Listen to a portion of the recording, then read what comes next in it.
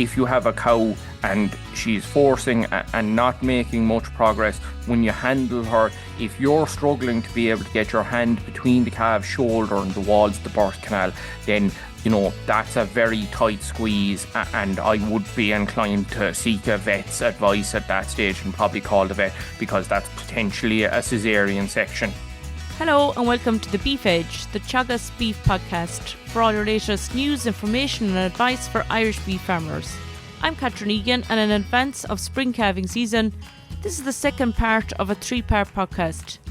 This week I'm joined by Teagasc vet John Donlon to discuss calving the suckler cow and key tips for managing the cow post-calving. John, you're very welcome. Calving is a very busy season on farm and labour can be difficult. Farmers are up at night and they're busy during the day. Are there any proven techniques to help reduce calvings at night?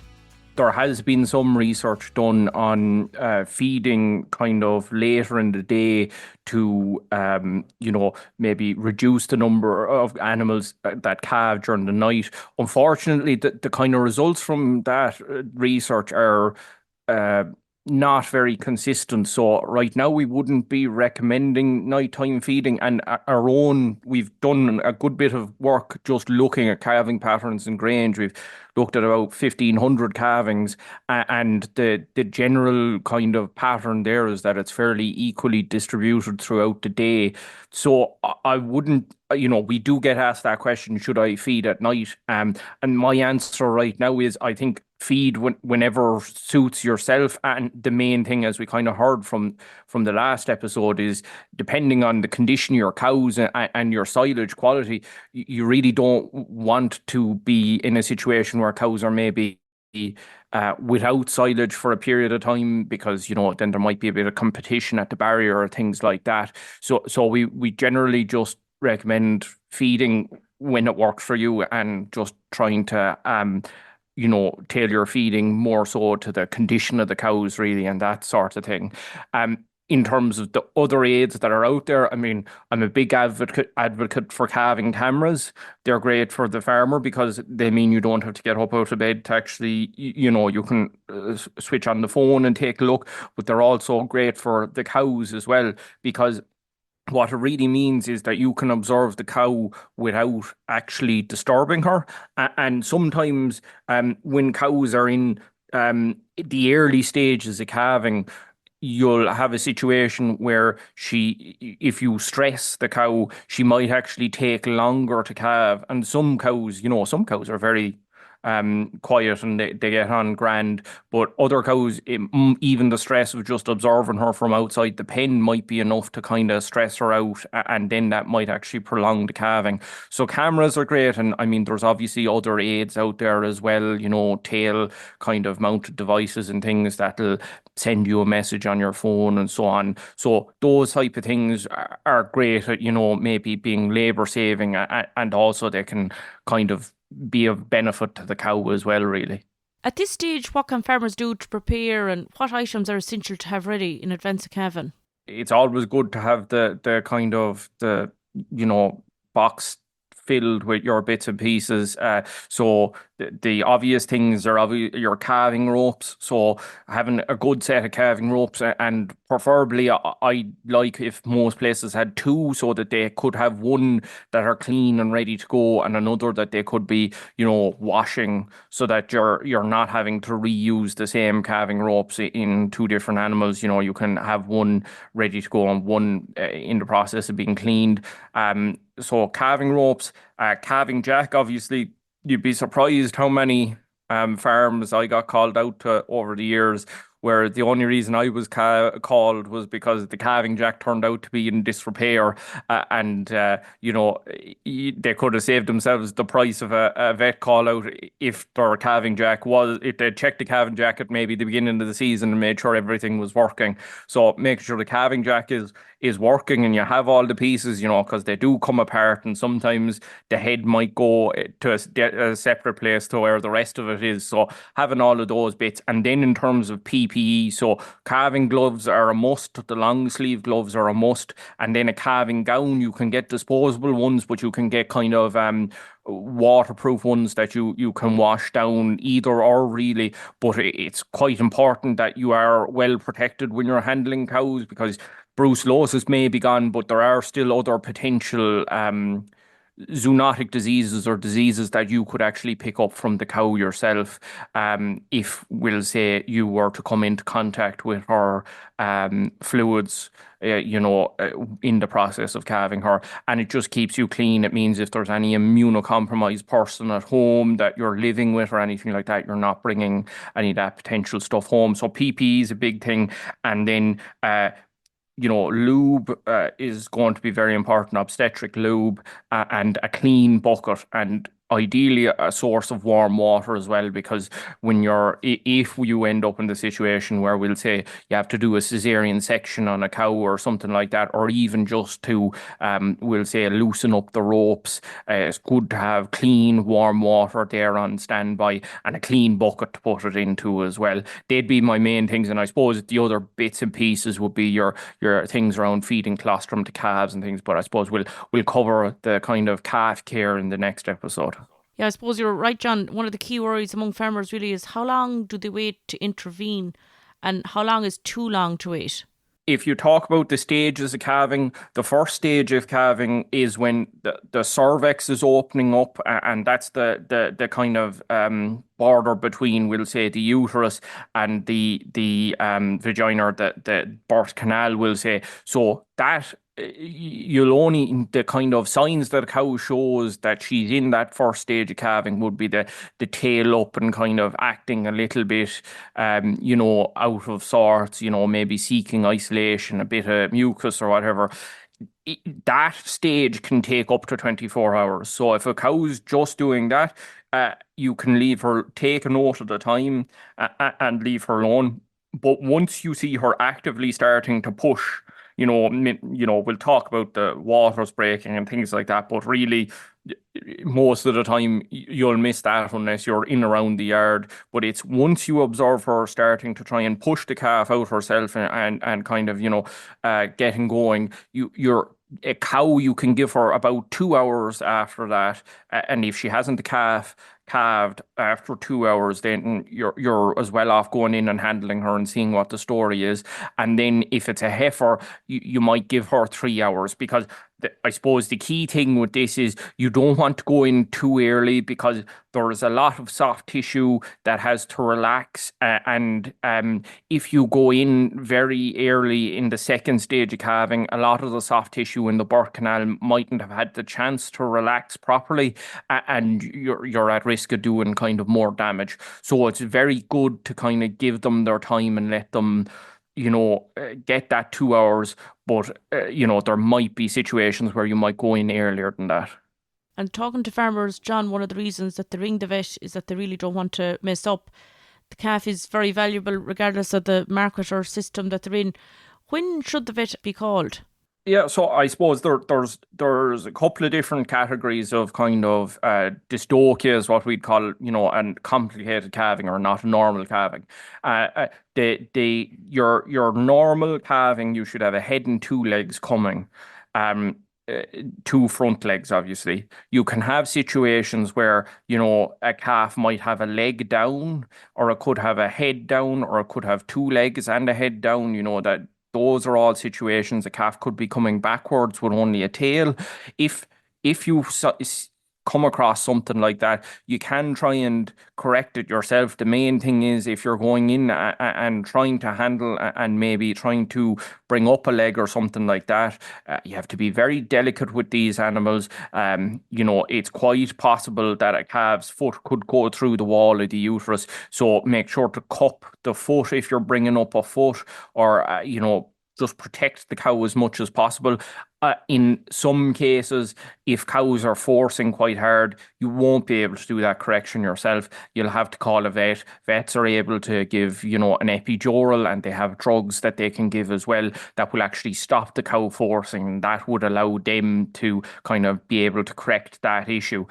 that's one reason you might call the vet. So if you do attempt it yourself and you're giving it a go, don't go at it for ages now to the extent where yourself and the cow are wrecked. Attempt, and if it's way out of reach and you can't get to it, then definitely call the vet. If it's something that you may be able to get there, give it 15, 20 minutes yourself to try, and then if you're not getting anywhere, call the vet. The other big one would be if the cow is too small for the calf, or if the calf's too big for the cow, really, it's that the calf and the cow are mismatched in terms of size. That's the other really big one, I suppose. And I suppose for sucklers, that'd be the kind of most common calving. Certainly when I would get called out to a suckler cow calving, it was because there was potentially quite a big calf coming. So the main thing with that is, if you have a cow and she's forcing and not making much progress, when you handle her, if you're struggling to be able to get your hand between the calf's shoulder and the walls of the birth canal, then that's a very tight squeeze, and I would be inclined to seek a vet's advice at that stage and probably call the vet, because that's potentially a cesarean section. If you were to try and pull that calf, you could end up with a situation where the calf might have a broken leg, or you could end up with nerve paralysis of the cow or something like that. So we want to avoid that.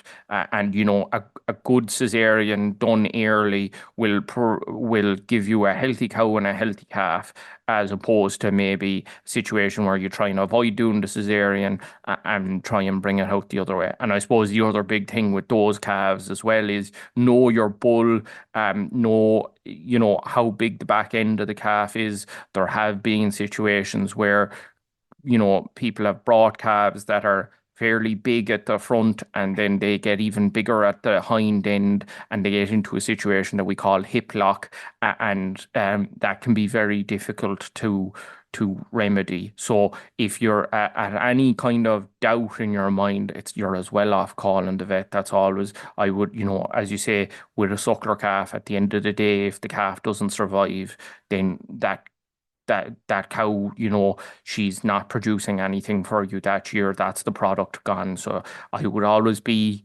fairly conservative, and I think most vets appreciate getting called early in the process rather than getting called later on when there might be a situation like a hip lock or something like that.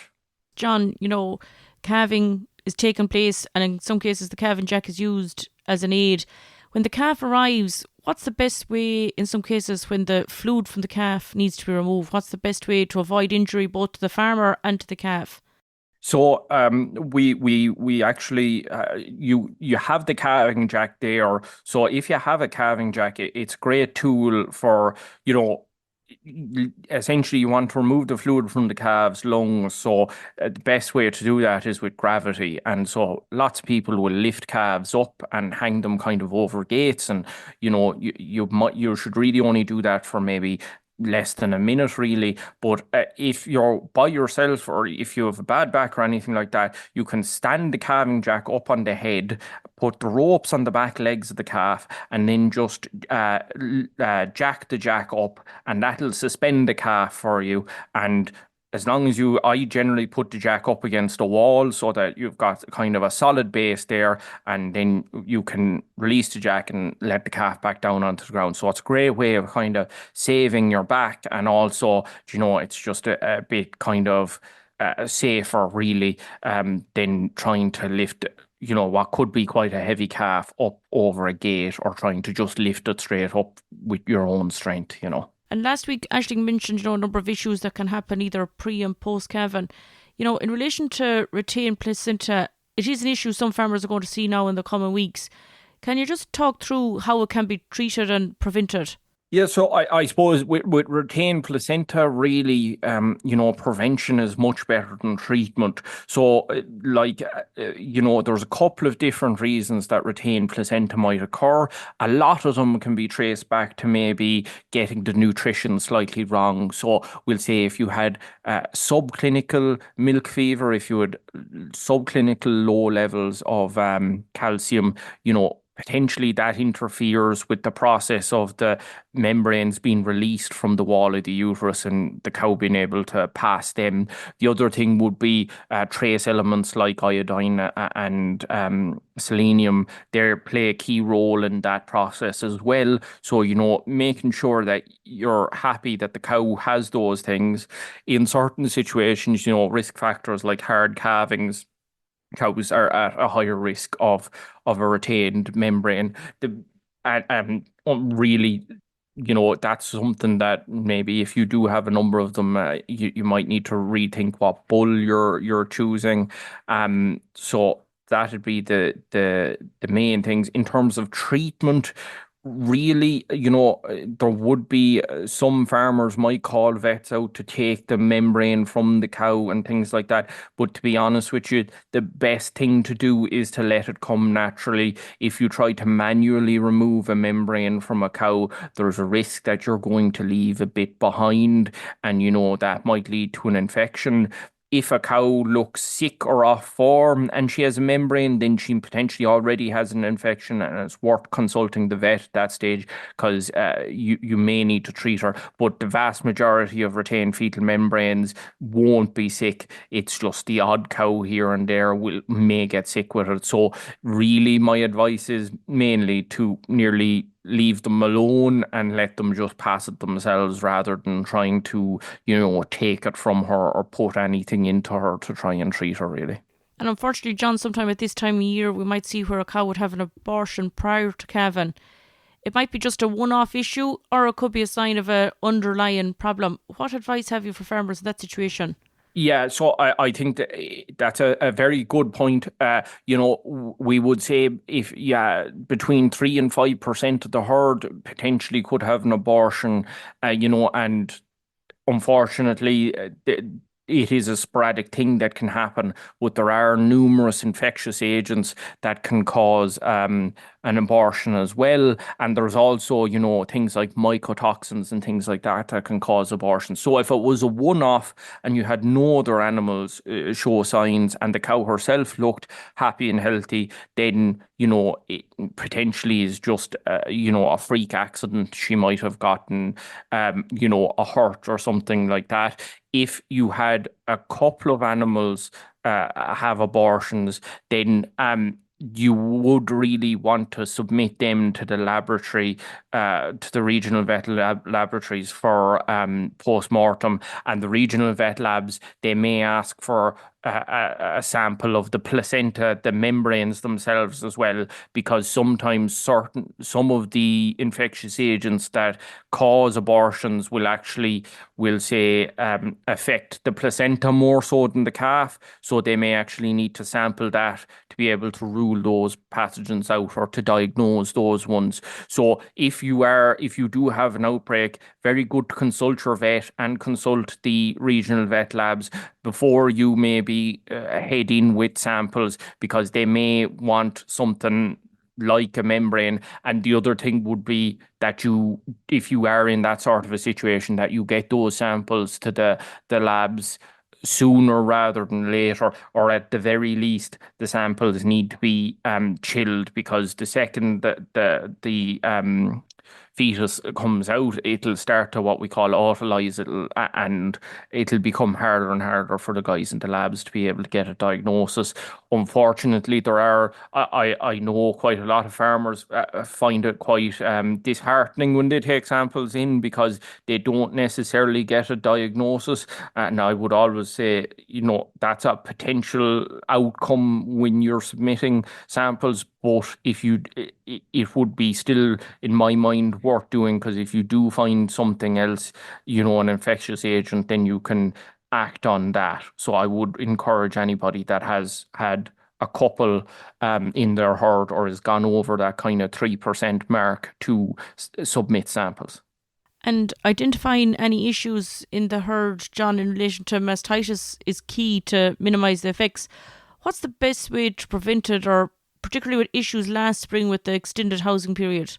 I think cleanliness really is key with mastitis, So we'll say if we have our cows in on slats, keeping those slats clean and keeping the liming them potentially are going to be your main things to kind of combat mastitis in a suckler situation. The other one obviously is having an eagle eye on them if they are in for a prolonged period, because if you see an animal that has mastitis, you need to act on it sooner rather than later. If we leave it for a while, then there's a risk that that gets too bad and the treatment won't actually work.